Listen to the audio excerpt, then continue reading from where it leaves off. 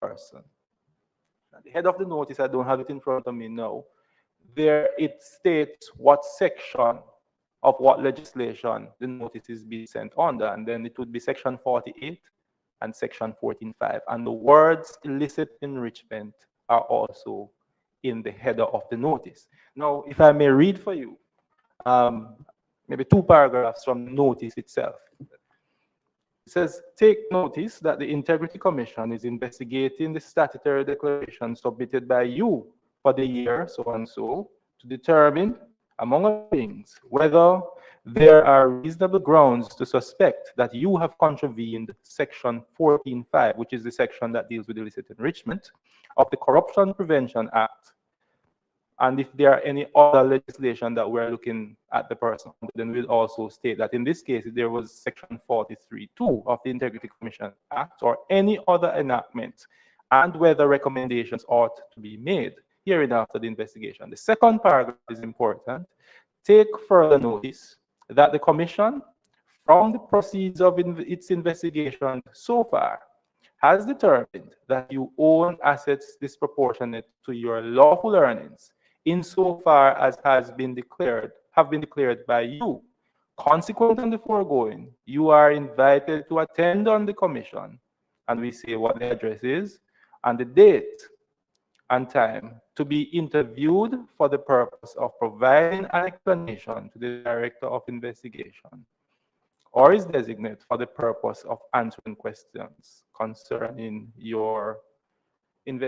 concerning the investigation. And then the notice goes into the areas that will be covered. We provide attachments, so if there are things that need to be explained, those things are attached. For example, it could be a bank statements, it could be land title, whatever the case may be. Whatever we need to be explained would be attached.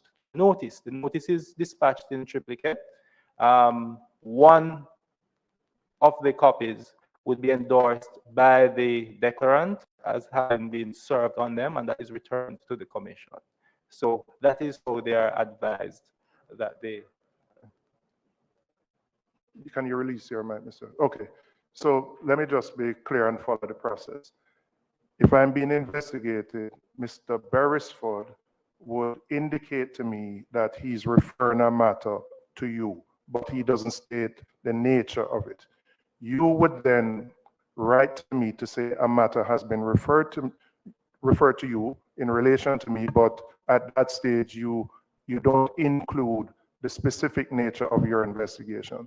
Once you have done your due diligence and weighed the evidence, and you have come to a conclusion that you should commence an investigation, you then write that, but I would receive my third correspondence as a declarant then. The first from Mr. Beresford to say you're referred to you. The second from you to confirm that you are in receipt of a referral. And then the third, that having done your preliminary checks, you are now commencing this investigation and you are calling on me to answer these specific allegations or charges. Is that correct? Building your online business? Go to Wix.com and set up your store on a single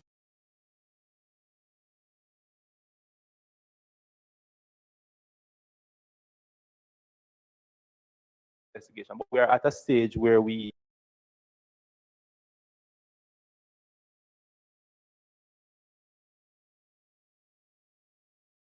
are asking you to explain assets that we find to be disproportionate to your lawful earnings. And the same principle would apply whether it's an investigation for another matter. So for example, failure to declare particular assets, etc. The same principle in terms of the process applies, where Mr. Beresford indicates to the declarant that a matter has been referred to you, you acknowledge, and then once you get to a stage where you believe they're sufficient, then you write to the declarant. Is that correct? Not in all cases. Okay. Because the illicit enrichment matters are peculiar, it requires that the declarant explain the source of funds for the assets. So it is not done in the very same way, but maybe a time during the course of the investigation that the declarant would be called in to answer questions, for example, under caution, after having collected the evidence and we are satisfied that there is sufficient there to arouse our suspicion that an offense has been committed, then we would call them in at that stage. But each investigation, of course, will turn on their facts.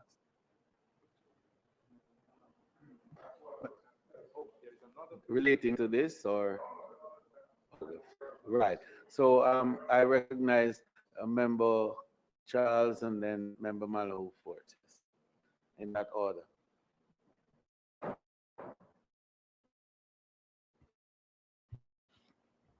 Well, I have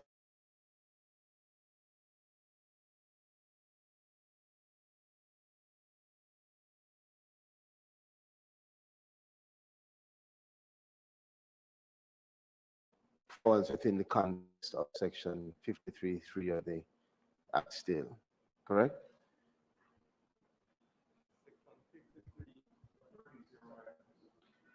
Let me assist you. Let me assist you.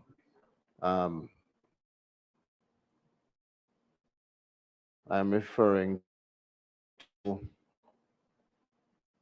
the section